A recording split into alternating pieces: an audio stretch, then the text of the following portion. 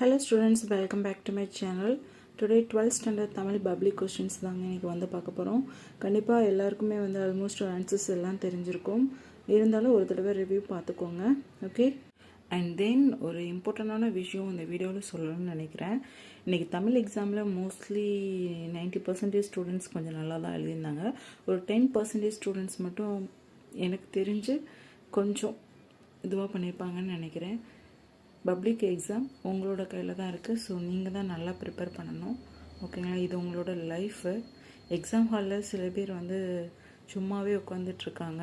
Just pass mark மட்டும் எடுத்தால் போதும் அப்படின்ற லெவலில். நீங்கள் அப்படி திங்க் பண்ணாமல் உங்களோட லைஃப், உங்களோட கெரியரை நினச்சி பார்த்து, உங்கள் அம்மா அப்பா படுற கஷ்டத்தை நினச்சி பார்த்தீங்கன்னா கண்டிப்பாக உங்களுக்கு படிக்கணும்னு தோணும். ஸ்டூடெண்ட்ஸ் கொஞ்சம் புரிஞ்சுக்கோங்க. ஓகேங்களா? எக்ஸாம் ஹாலில் நீங்கள் வந்து சும்மா உட்காந்துருக்கிறத பார்த்தோன்னா ரொம்ப கஷ்டமாக இருக்குது. முடிஞ்ச வரையும் ட்ரை பண்ணி படிங்க.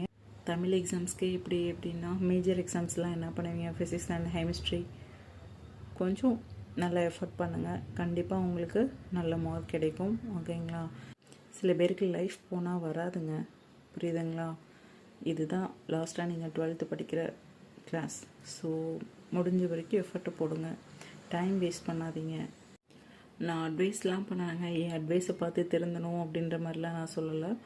எக்ஸாம் ஹாலில் சில ஸ்டூடெண்ட்ஸ் உட்காந்துருக்கிறத பார்த்தா ரொம்ப கஷ்டமாக இருக்குது. ஏன்னா அவங்க பேக்ரவுண்ட் கொஞ்சம் வீக்காக இருந்தாலும் அவங்க தான் நல்லா படிக்கணும். அவங்க குடும்பத்தை அவங்க தான் ட்ரை பண்ணி முன்னேறி கொண்டு வரணும். இன்னும் எவ்வளவோ இருக்குது லைஃப்பில் கஷ்டப்பட.